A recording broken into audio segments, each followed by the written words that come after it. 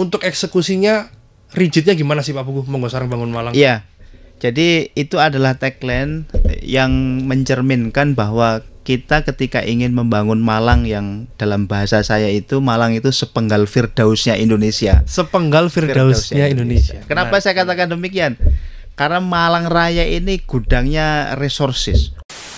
Nah, kalau ini dikeroyok begitu, jadi 8 anggota DPR RI yang dari Dapil Malang Raya ini duduk bareng dengan Bupati dan mereka ngobrol, ayo kita sama-sama mengawal jalan nasional ini, jalan menuju Pantai Selatan ini supaya benar-benar memenuhi standar dan kriteria, sehingga ketika infrastruktur atau jalan itu bagus atas upaya semuanya tadi itu bukan hanya akan meningkatkan pendapatan daerah. Saya pikir kalau saya secara pribadi siap ya. Cuman kan kita butuh mekanisme untuk itu. Yang mekanisme kita butuh kira-kira respon masyarakat seperti apa dan segala macam. Dan ini yang sebenarnya sedang kita tunggu begitu. Untuk menunggu kira-kira respon masyarakat, respon tokoh masyarakat, respon publik seperti apa. Tetapi secara pribadi siap, insya Allah siap begitu. Menarik. Halo Tribuners, kembali lagi di segmen Mata Lokal Memilih, sebuah perjalanan cerita yang selalu menampilkan isu-isu politik dan juga perjalanan perhelatan pemilu dan pilkada 2024 bersama saya Abbas Doni.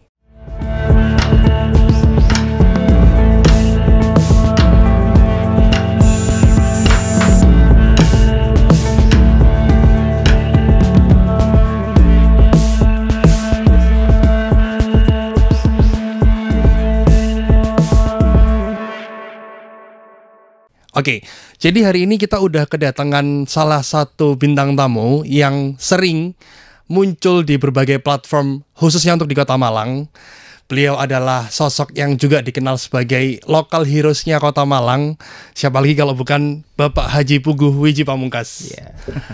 Oke, selamat datang Pak Puguh. Mungkin bisa disapa dulu pemirsa-pemirsa yang ada di rumah. Terima kasih Mas Abbas, salam sejahtera kepada seluruh masyarakat warga Malang Raya di manapun berada. Semoga kesehatan dan keberkahan senantiasa terlimpah kepada kita semuanya. Oke Pak Puguh, saya sebelumnya mau ngucapin selamat dan juga istilahnya apa ya, selamat bertugas juga. Karena beberapa waktu lalu saya lihat di beberapa media, di pemberitaan juga, banyak informasi yang diresmikan oleh KPU bahwasannya Pak Puguh ini secara resmi sudah disampaikan sebagai DPRD terpilih untuk Provinsi Jawa Timur 2024. Saya ucapkan selamat untuk Pak Puguh. Terima kasih Mas Abbas. Nah Pak Puguh, kita udah lama nggak ketemu nih. Saya terakhir ketemu Pak Puguh itu kalau nggak salah sebelum pemilu. Gimana kabarnya Pak Puguh selama ini? Saya udah lama nggak dengar cerita-ceritanya. Ya Alhamdulillah baik ya. Jadi setelah pemilu beraktivitas seperti biasa di rumah sakit. Oke. Nah Pak Puguh, kalau misalkan selama pemilu kemarin itu kan saya cuma mantau Pak Puguh dari sosial media aja. Kita juga jarang waktu untuk ngobrol bareng, jarang waktu untuk ketemu. Nah selama pemilu kemarin Pak Puguh, ada nggak sih cerita-cerita menarik dari proses kampanye? Karena saya lihat kayaknya seru banget tuh Pak Puguh, berkunjung ke teman-teman pelaku supir angkot, kemudian juga berkunjung ke beberapa daerah-daerah di Malang Raya. Saya belum dengar ceritanya gimana Pak Puguh. Ya tentu selama perjalanan kampanye kemarin ini ya banyak sekali experience yang didapatkan di lapangan. Karena mengingat Malang Raya ini wilayahnya sangat luas sekali. Kabupaten Malang saja ada 33 kecamatan, 390 desa, belum lagi Kota Malang dan belum lagi Kota Batu begitu. Jadi dari perjalanan itu memang saya berjumpa dengan banyak segmen masyarakat. Salah satunya yang tadi sampean sebut itu dari golongan supir-supir angkot begitu. Jadi cukup banyak sekali insight yang mereka berikan kepada saya selama perjalanan berinteraksi dengan mereka. Salah satunya memang tidak bisa dipungkiri jeritan hati para supir angkot ini dengan situasi yang terjadi hari ini begitu. Jadi era disruption ya, kemajuan di mana mereka sudah mulai tergantikan dengan moda transportasi yang lain begitu. Oh, berarti itu juga jadi salah satu alasan utama Pak Pugu istilahnya nyambangi mereka. Iya, iya. Oke. Jadi saya tahu itu begitu karena kita tahu sendiri di Malang ini juga sudah mulai sangat banyak sekali moda transportasi dengan berbagai macam platform yang itu tentu saja mendistrupsi ya keberadaan angkot itu sendiri. Nah, di beberapa kali pertemuan itu saya sampaikan bahwa angkot ini memiliki peran sejarah yang tidak bisa tergantikan. Dulu sebelum ada kemajuan era transportasi seperti sekarang, angkot ini yang menjadi salah satu penyumbang dari pergerakan ekonomi yang ada di Malang Raya begitu. Nah, saya pikir salah satu yang saya sampaikan kepada mereka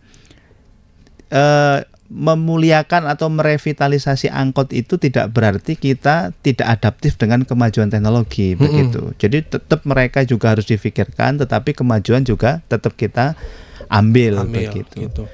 Karena kalau saya lihat ya, karena saya lahir di era-eranya Gen Z nih, ya untuk efektivitas dan segala macam, saya akan cenderung memilih untuk transportasi online atau disebut ojol lah. Nah, tapi kalau idenya Pak Pugu gimana nih? Tetap adaptif, tapi tetap memuliakan juga sama si pelaku-pelaku supir angkotnya ini. Gimana tuh? Salah satunya itu kemarin yang saya sampaikan adalah melakukan inovasi di transportasi umum yang disebut angkot itu dengan menjadikan mereka ini sebagai angkutan untuk anak-anak sekolah. Angkutan sekolah dan angkutan pariwisata. Jadi kenapa sekolah? Karena kita tahu bersama bahwa tingkat kemacetan ini kan semakin hari semakin luar biasa. Anak-anak sekolah semakin banyak dan sekarang itu para orang tua lebih memilih untuk membeli sepeda motor atau kendaraan untuk nganter jemput anaknya daripada mereka harus memakai transportasi umum. Mungkin karena security, mungkin karena kepastian dan segala macam. Sehingga mereka lebih memilih itu. Nah, kalau tidak bisa dibayangkan kalau masing-masing orang tua itu punya kendaraan masing-masing dan mereka jalan bareng di jam yang sama untuk ngantar jemput, itu kan memperparah derajat kemacetan yang ada di Malang gitu. Tetapi kalau angkot ini bisa direvitalisasi, misalkan dia dikontrak dengan trayek tertentu yang melewati sekolah-sekolah itu, secara dimensi angkot itu kecil dibandingkan dengan bis sekolah misalkan. Secara dimensi, sehingga dia bisa adaptif masuk ke ganggang yang memang sekolah itu adanya di tempat-tempat jalan-jalan sempit. Kemudian yang kedua, mungkin secara eksistensi mereka ini bisa dikontrak oleh pemerintah kabupaten atau kota gitu. Sehingga mereka ini si sopir angkot ini juga punya kepastian penghasilan. Begitu, punya kepastian penghasilan, kepastian pekerjaan begitu. Tapi responnya mereka gimana Pak Pugu? Ya, saya pikir sangat antusias ya, dan di beberapa wilayah sudah diadopsi pikiran ini. Jadi yang di luar Malang dan di Batu kayaknya terakhir kemarin sudah mulai diterapkan itu. Jadi angkot dipakai untuk supir antar jemput anak sekolah. Jadi dia itu melewati jalur sekolah. Jadi trayeknya khusus, melewati sekolah-sekolah itu jamnya juga ditentukan begitu. Sehingga itu juga akan mereduksi potensi-potensi kemacetan yang Pak Pugu tadi disampaikan akan dijadikan waktu bersama itu. Selain itu juga kita mengembalikan kultur kearifan lokal yang dulu pernah terbangun.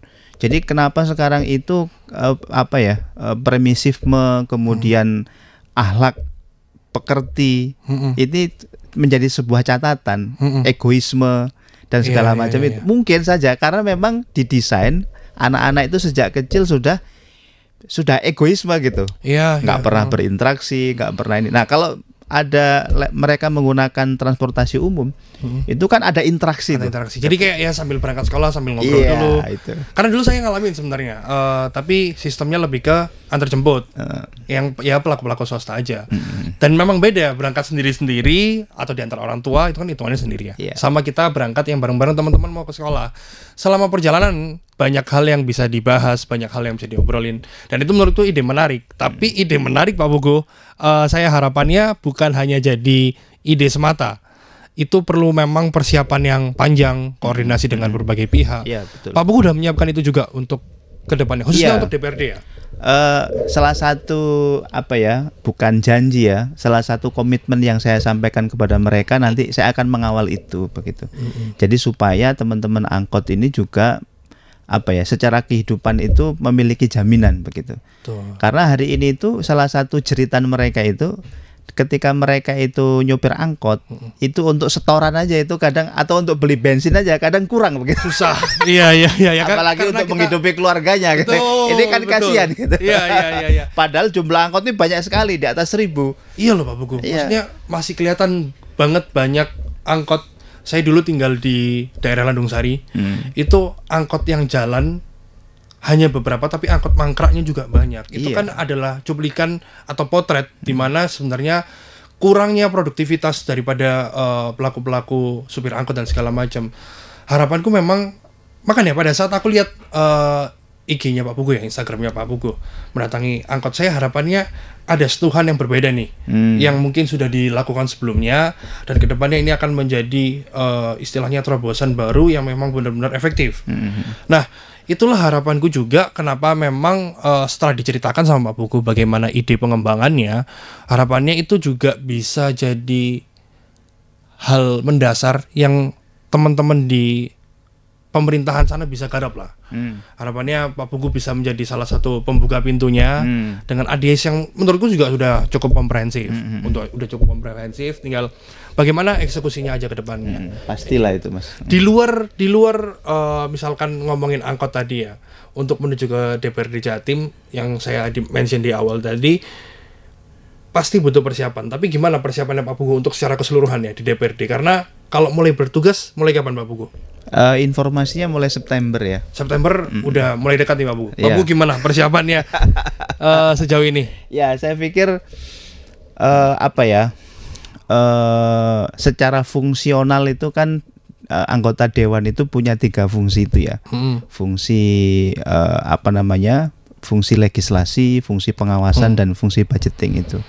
Jadi secara fungsional akan mengimplementasikan sebagaimana tugas itu. Tetapi seperti yang sering saya sampaikan di banyak kesempatan, saya ingin memberikan warna berbeda lah pada momentum kali ini, momentum di mana saya diberikan kepercayaan oleh masyarakat untuk duduk di DPRD Provinsi Jawa Timur. Jadi apalagi saya ini orang asli Malang, asli Wajak, dan diberikan kesempatan untuk itu, yang artinya saya ini sangat dekat sekali dengan masyarakat begitu, secara khusus begitu, dan harapannya nanti memang ini bisa kemudian menjadi salah satu yang akan saya bawa di kesempatan saya nanti di DPRD provinsi. Seperti itu. Oke. Tapi kan saya sendiri Pak Pugu ya, mungkin mewakili juga representasi dari generasi anak-anak muda. Harapannya saat pemilih-pemilihnya Pak Pugu, khususnya untuk anak-anak muda, itu harapannya bisa benar-benar merealisasikan apa saja yang sudah dijanjikan sama Pak Pugu, atau apa yang sudah menjadi komitmen Pak Pugu pada saat masa kampanye atau pada saat sosialisasi program. Karena menurut saya juga Pak Pugu ini salah satu, istilahnya pada saat itu salah satu calon legislatif yang punya ide-ide yang disruptif menurutku. Berbeda dengan kebanyakan suara mayoritas itu menjanjikan apa. Salah satu yang menarik, spesifik dan juga baru menurutku adalah Monggo Sareng Bangun Malang. Ada ya program itu ya? Iya, itu salah satu tagline saya.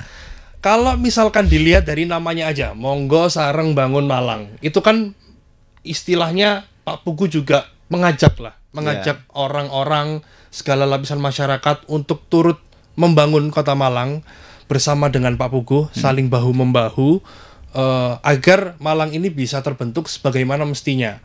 Mungkin juga disisipkan beberapa ide, beberapa pemikiran, tapi untuk eksekusinya rigidnya gimana sih Pak Pugu, Monggo Sareng Bangun Malang? Iya, jadi itu adalah tagline yang mencerminkan bahwa kita ketika ingin membangun Malang, yang dalam bahasa saya itu Malang itu sepenggal Firdausnya Indonesia. Sepenggal Firdausnya Indonesia. Kenapa saya katakan demikian?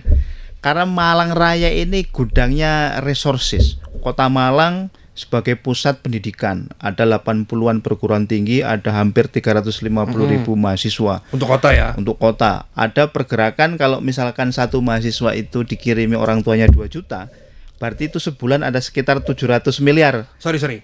Istilahnya dia dikirimin uang saku. Uang saku. Sama orang tuanya. Orang tuanya. Artinya kan ada 700 miliar uang yang berputar di Kota Malang setiap bulan.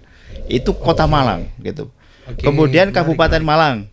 Itu dia punya resource dari mulai pertanian, perkebunan, sumber daya alam ya, pariwisata, sumber daya alam, itu sangat luar biasa begitu. Kota Batu apalagi yang sekarang bukan hanya menjadi magnet pariwisata untuk lokal, nasional, mungkin bahkan internasional sudah mulai dilirik begitu.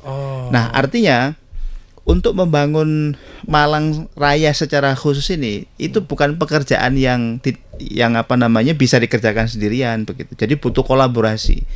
Nah, semangat Monggo Sareng inilah yang kemudian mungkin hari ini belum terlaksana. Jadi teman-teman yang jadi di eksekutif, yang di legislatif, di jenjang apapun itu, baik DPR RI, DPR provinsi ataupun kabupaten kota yang di wilayah Malang Raya ini, seolah-olah mereka ini ketika sudah jadi itu sudah memikirkan dapurnya masing-masing begitu. Jadi tidak ada sinergitas, tidak ada kolaborasi untuk membangun Malang yang sangat luar biasa ini. Sehingga terkesannya itu seperti tambal sulam. Maksudnya? Tambal sulam itu jadi di era kepemimpinan X misalkan, itu mengerjakan pekerjaan A. Ketika sudah beralih ke kepemimpinan B, maka beda lagi. Jadi starting from zero lagi. Ini kan menjadi masalah. Padahal kalau bisa direncanakan dengan sustainability pekerjaan ini kan sangat luar biasa begitu. Misalkan ini contoh, Kabupaten Malang itu punya salah satu keunggulan yang namanya Pantai Selatan. Ya kan? Banyak banget tuh. Banyak banget. Dan itu diakui dimanapun gitu. Nah, ini kan pekerjaan yang mungkin ya tidak bisa dikerjakan 1-2 tahun gitu, karena butuh konsentrasi, butuh kesepahaman, butuh kolaborasi, butuh sinergi dari semua stakeholders yang ada di Malang gitu.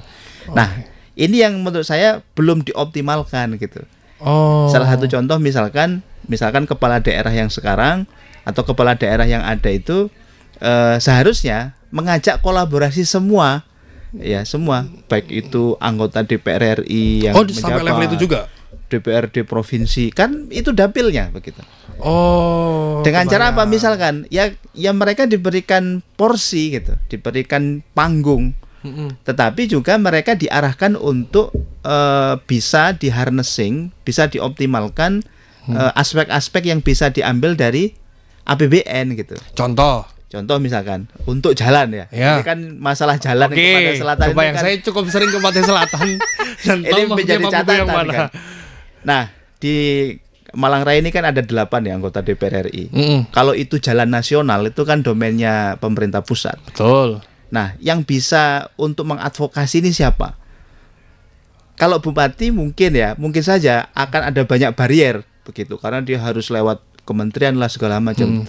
Nah, kalau ini dikeroyok begitu, jadi 8 anggota DPR RI yang dari Dapil Malang Raya ini duduk bareng dengan bupati dan mereka ngobrol, ayo kita sama-sama mengawal jalan nasional ini, jalan menuju Pantai Selatan ini supaya benar-benar memenuhi standar dan kriteria, sehingga ketika infrastruktur atau jalan itu bagus atas upaya semuanya tadi itu bukan hanya akan meningkatkan pendapatan daerah, sesuai porsinya masing-masing begitu. Karena mereka kan datang dari latar belakang yang berbeda-beda ya. Ada yang mungkin latar belakangnya pebisnis, pengusaha, ada yang mungkin latar belakangnya memang dia sebagai sosok nasionalis, ada yang mungkin dia lebih tata wilayah kota. Jadi mereka sesuai porsi masing-masing itu, setiap objek permasalahan yang ada, mereka bisa bergerak bersinergi. Mereka bisa bersinergi, bisa berkolaborasi untuk mengadvokasi apa yang bisa diunduh dari pusat begitu. Kalau level DPRD provinsi berarti apa yang bisa diunduh dari level APBD provinsi. Tetapi untuk memajukan Malang begitu. Nah, ini yang saya pikir belum dilakukan begitu. Maka slogan Monggo Sareng Bangun Malang itu memang seperti itu. Konsepnya seperti itu. Kita harus mulai membangun kelegowoan berpolitik lah. Terkadang kita itu kan karena tajamnya kontestasi ya, tajamnya kompetisi pada saat pemilihan umum itu menyebabkan ini buntutnya panjang gitu. Ini golonganku, itu golonganmu. Dan nggak bisa gitu. Ya, ke depan saya pikir tidak bisa begitu. Kita sekarang berada di era yang saya pikir kita harus semakin hari semakin dewasa dan semakin cerdas untuk kemudian mengakomodir semua potensi yang ada di Malang ini untuk turut bersama memajukan Malang. Saya pikir itu. Oke, jadi objeknya ngomongin Malang Selatan ya, dan juga Kabupaten Malang dengan potensinya pantai-pantai selatan. Tapi tadi dari ceritanya Pak Puguh, saya cukup banyak mendengar dari stakeholder pemangku kepentingan. Bagaimana dengan level yang di sisi yang lain, katakanlah lapisan masyarakat, pelaku ekonomi di sana. Pak Puguh sudah pernah mendengar cerita-cerita tertentu dari mereka-mereka, apa keluhannya, apa yang mereka resahkan dan segala macam? Ya, saya pikir kalau kita berbicara, boleh fair berbicara ya. Antara ekonomi masyarakat Malang Utara dengan Malang Selatan ini kan berbeda. Apa tuh Pak Puguh? Malang Utara itu daerah mana berarti? Malang Utara itu ya pokoknya buffernya kota itu, mulai Pakis, Singosari, Lawang, Karangploso, Dau, ya? Wagir. Itu dengan saudara kita yang tinggalnya di Sumber Manjing, di Gedangan, di Kalipare, Donomulyo, itu kan sangat kesemnya kan sangat luar biasa gitu. Betul. Nah, artinya padahal di selatan itu juga tidak kalah menariknya untuk kemudian dikelola dengan serius begitu. Nah, kalau berbicara tentang keluhan-keluhan, saya pikir ya sangat banyak, Mas. Ketimpangan terutama terkait dengan ketimpangan ekonomi tadi itu. Mereka kecenderungannya merasa agak kesulitan karena tidak punya banyak opsi. Opsinya ya jadi petani gitu. Kan begitu. Atau kalau di yang pantai-pantai tadi berarti nelayan. Ya betul. Nelayan, petani nelayan dan segala macam. Itu juga nggak punya banyak opsi. Saya pas kampanye kemarin tuh kebetulan ketemu dengan salah satu ketua kelompok nelayan ya. Namanya Mas Oki, masih muda. Mas Oki itu asli orang sana dan dia karena ya tidak punya pilihan begitu, akhirnya dia jadi nelayan begitu. Saya tanya, Mas, kira-kira apa masalahnya begitu? Ya salah satunya tidak adanya kepastian gitu dari harga, dari kemudian hasil tangkapan itu harus dijual kemana. Jadi mereka ini siklusnya itu sudah dimasukin ke dalam kardus oleh oknum-oknum. Yes. Gitu. Jadi ya memang tidak banyak pilihan begitu. Padahal sebenarnya kalau kita berbicara potensi pelelangan ikan atau tangkapan ikan di Sendang Biru itu di pantai selatan itu kan sangat luar biasa. Tuna-tunanya hasil tangkapan sana itu kan diekspor. Iya. Namun orang kan kayak misalkan para pengusaha di bidang perikanan untuk akses ke sana kan mikir-mikir. Iya, tadi balik lagi ke masalah yang tadi ya. Iya betul. Makanya infrastruktur itu saya pikir akan memecah segalanya begitu. Jadi kalau kita mau berkonsentrasi untuk memecahkan masalah itu, bukan hanya akan mendongkrak PAD dalam segmen kunjungan wisata yang saya pikir akan semakin banyak dan tidak menutup kemungkinan akan ada banyak investor yang datang begitu, misalkan kayak bangun hotel, bangun guest house, bangun tempat wisata turunannya pantai ya, seperti kalau kita lihat yang cukup ini kan di Jogja ya. Betul. Dan beberapa tempat yang lainnya, saya pikir demikian. Nah, kalau Pak Puguh, saya mengenalkan Pak Puguh sebagai pengusaha juga ya, sebagai pengusaha dan pembisnis. Nah, melihat konteks masalah tadi, kira-kira yang harus dibenahi apa, Pak? Karena memang itu struktural, sudah terlanjur sistem dan skemanya kayak gitu. Nah, opsi paling rasionalnya kayak gimana untuk mengatasi itu? Seenggaknya dalam 5 tahun ke depan dulu deh.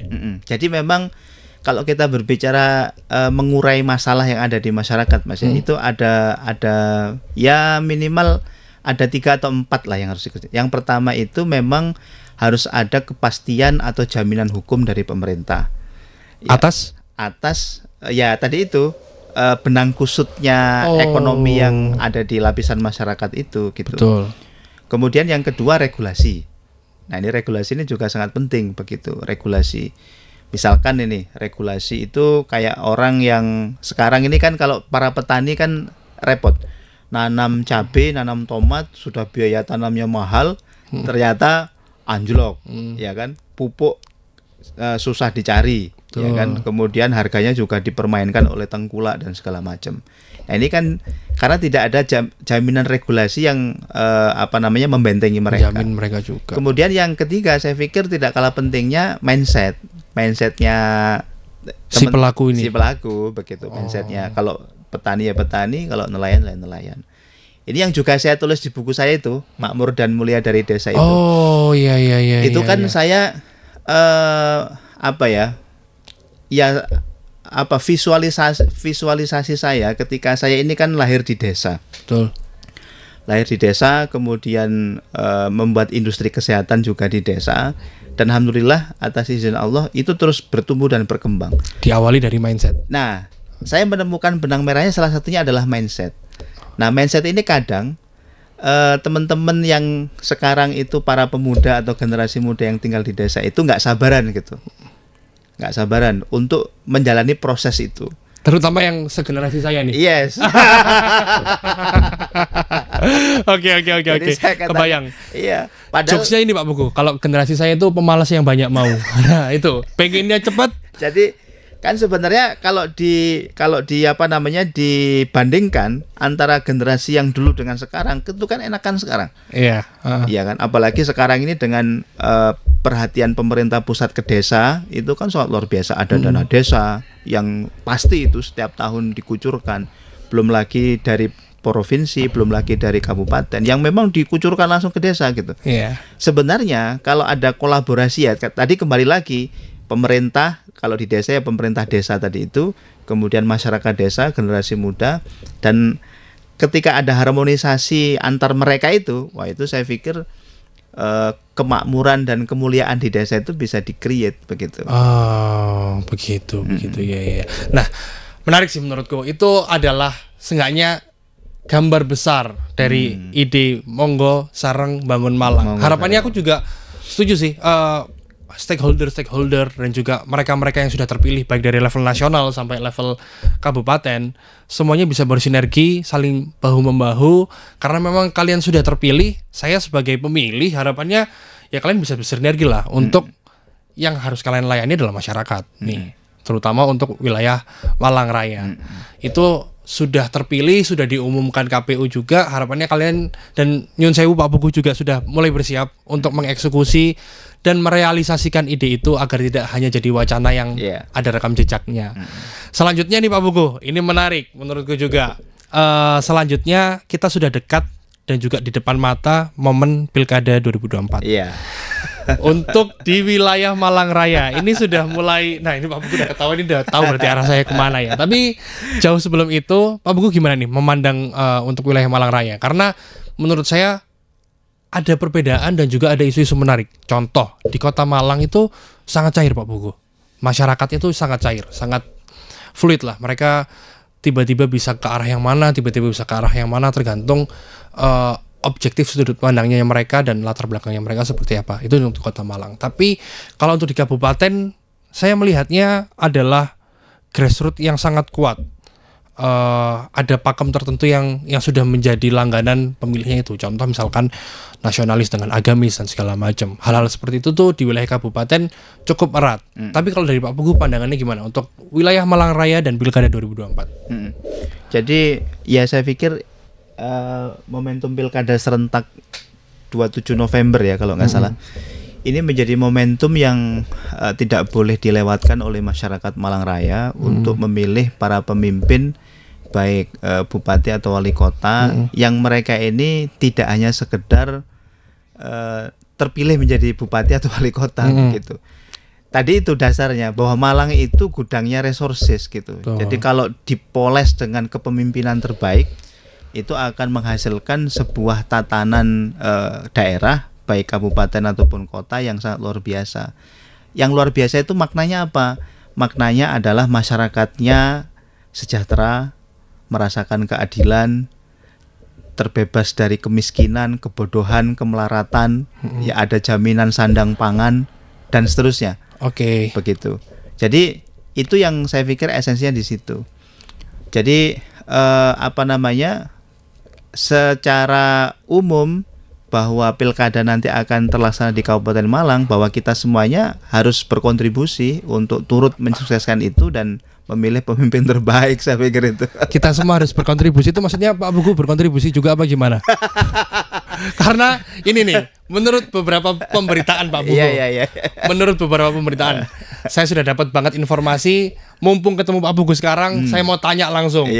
Menurut beberapa pemberitaan, nama Pak Pugu ini masuk bursanya di Kabupaten Malang untuk menjadi bupati atau yang satu. Bahkan ada polling-polling tertentu yang dilakukan oleh teman-teman di media ya, dan juga lembaga-lembaga survei. Nama Pak Pugu sering banget masuk di bursanya itu menjadi N1. Pak Pugu responnya gimana? Jangan sampai gini Pak Pugu.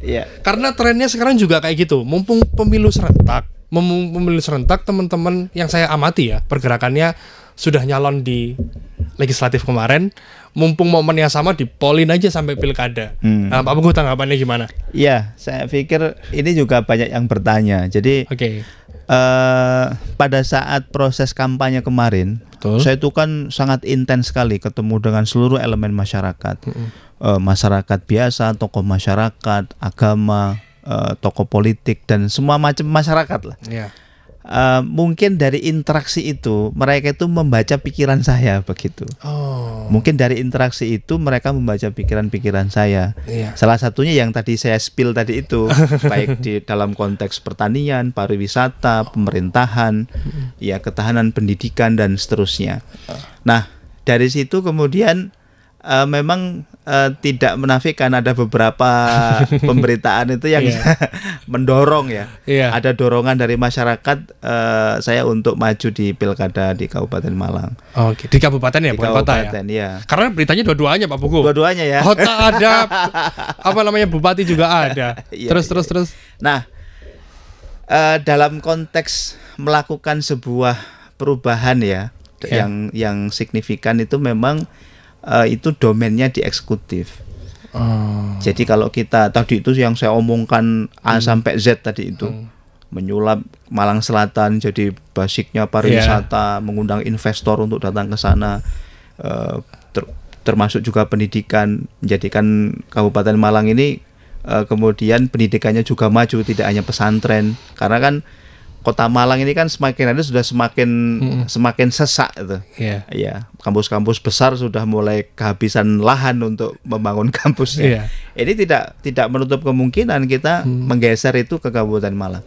Atau kemudian ya tadi itu permasalahan masyarakat, ekonomi masyarakat dan seterusnya tadi itu.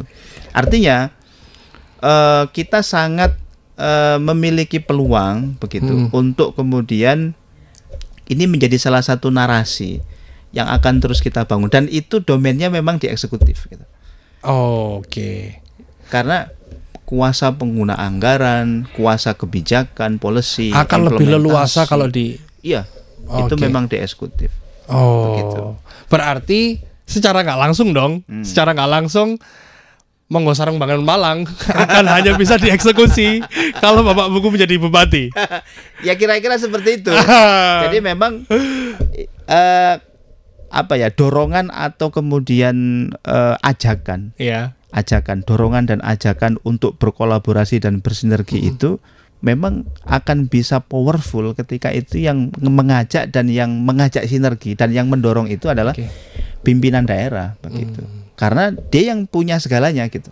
Iya, punya segala-galanya. Karena dia juga bupati dengan segala wewenangnya. Bahkan opsi untuk menjalankan kolaborasi itu tidak datang hanya dari figur-figur tertentu, tapi UPT-UPT, dinas dan segala macam itu juga bisa digerakkan untuk istilahnya menjadi akselerasi juga lah untuk mengeksekusi segala idenya. Karena harusnya untuk istilahnya konsep perubahan yang seluas itu, yang sejauh itu dan semasif itu perlu resource yang gede juga tuh. Betul. Nah kalau dari Pak Pugu sendiri, katakanlah tadi sudah ada tendensi ke sana nih. Harapannya Pak Pugu untuk sosok bupati itu kan juga butuh pendamping. Butuh pendamping yang pertama satu visi. Yang kedua juga bisa istilahnya terbuka terbuka atas segala masukan, terbuka atas segala ide, sehingga kinerja saat tandem atau kinerja saat berkolaborasi itu bisa benar-benar efisien. Kira-kira Pak Pugu, dengan ideas yang seperti itu, dengan ide yang seperti itu, sosok seperti apa yang dibutuhkan untuk katakanlah Pak Pugu ajak kolaborasi? Ya, saya pikir ini ya, kembali lagi ke tadi ya, sebelum jauh sosok yang diajak kolaborasi itu, saya pikir poin utamanya adalah bahwa yang bisa melakukan perubahan, mengawal, mendorong terjadinya sebuah perubahan yang signifikan di sebuah daerah itu adalah seorang eksekutif, kepala daerah lah ya, kepala daerah. Nah, yang kedua, konten kolaborasi dan sinergi tadi itu melibatkan semua segmen masyarakat, semua stakeholders. Kalau kita merujuk dari konsep pentahelix itu berarti bukan hanya pemerintah, tetapi di situ ada media, ada komunitas, ada masyarakat itu sendiri, ya kan, ada akademisi, dan saya pikir itu semuanya ada di Malang gitu. Yang mungkin hari ini belum dioptimalkan peran dari masing-masing mereka ini. Padahal masing-masing unsur tadi itu. Padahal kalau semuanya ini dijadikan satu bagian, satu ikat untuk kemudian menjalin kolaborasi yang bagus, yang apik, dengan satu tujuan tadi itu, untuk memajukan Malang, menaikkan gradingnya Malang menjadi daerah yang bukan hanya luas secara luas wilayah, tetapi benar-benar masyarakatnya adil, sejahtera, makmur, berdaulat tadi itu sangat mungkin bisa terjadi begitu. Nah, pertanyaan yang tadi itu sosok seperti apa? Betul. Ya, saya pikir semua orang bisa aja begitu. Yang terpenting kita memiliki kesepahaman tadi itu. Untuk menjalankan itu. Dan saya pikir poin pentingnya ini, Mas. Apa itu? Kita butuh sosok anak muda lah ya. Di Malang ini yang tampil di panggung itu. Berarti ini udah di-spill dong. Yang cocok untuk mengeksekusi itu. Karena kita tidak menutup kemungkinan selain hanya daripada trennya seperti itu, karena di beberapa pemilihan beberapa pasangan di 2004 ini kayaknya trennya ke arah sana. Ada banyak nama lah yang nggak usah disebutkan, tapi pasti pemirsa di rumah juga udah pada tahu. Tapi lebih daripada itu, benar memang adanya kalau memang anak muda itu yang sudah punya kapabilitas, yang memang sudah berprestasi, layak diberikan kesempatan untuk tampil. Menurutku seperti itu ya. Tapi terakhir Pak Pugu nih ya, saya harap jawabannya hanya satu kata aja sebelum kita tutup. Apakah Pak Pugu siap untuk menjadi Bupati Malang tahun 2024-2029? Ini jawabannya boleh panjang atau singkat? Harapannya singkat aja supaya mereka penasaran. Iya, saya pikir kalau saya secara pribadi siap ya. Cuman kan kita butuh mekanisme untuk itu. Mekanisme kita butuh kira-kira respon masyarakat seperti apa dan segala macam. Dan ini yang sebenarnya sedang kita tunggu begitu. Untuk menunggu kira-kira respon masyarakat, respon tokoh masyarakat, respon publik seperti apa. Tetapi secara pribadi siap, insya Allah siap begitu. Menarik, itu jawaban terakhir dari Pak Pugu. Saya potong sampai situ aja, biar teman-teman sendiri yang nge-cut videonya, potong masukin TikTok biar semakin Pak Pugu viral. Kalau gitu terima kasih banyak Pak Pugu atas kesempatannya teman-teman. Terima kasih banyak juga sudah nonton sampai akhir. Bye guys, see you until the next one. Download Tribun X sekarang, menghadirkan lokal menjadi Indonesia.